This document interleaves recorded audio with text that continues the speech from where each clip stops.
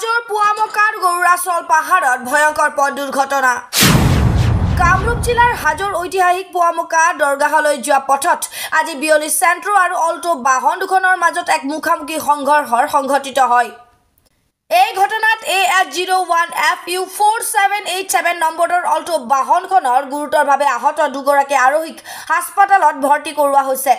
আনহাতে দুৰ্ঘটনা সংঘটিত কৰিয়ে AS01 AM6746 নম্বৰৰ চেন্ট্ৰো বাহনখনৰ আৰোহী ঘটনাস্থলীৰ পৰা পলায়ন কৰে বুলিও জানিব পৰা গৈছে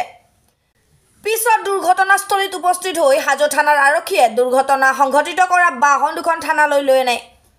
মই তলৰ পৰা আহিছিল আইৰতে এখন গাড়ী কি আছিল আইনত এখন গাড়ী যাই আছিল সেইটো যাই নিজৰ সাইডে যাই আছে যাই থাকোঁতে এইখনে অভাৰটেক কৰি মোক মাৰিছে আপুনি ক'ৰ পৰা আহিছে মই বৰামৰ পৰা আহিছোঁ কোনখন অভাৰটেক কৰিছে এইখনে চেন্ট্ৰখন কাৰোবাৰ কিবা হ'ল নেকি মোৰ অলপ জখম হৈছে আৰু মোৰ ভাইটিৰ অলপ নাকত পাইছে কি গাড়ী আছিলে এইখন চেন্ট্ৰ আপোনাৰখন মোৰখন এণ্টকে দিয়ে হাজোৰ পৰা কমলাকান্ত দাসৰ ৰিপৰ্ট ইত্যাদি A to Z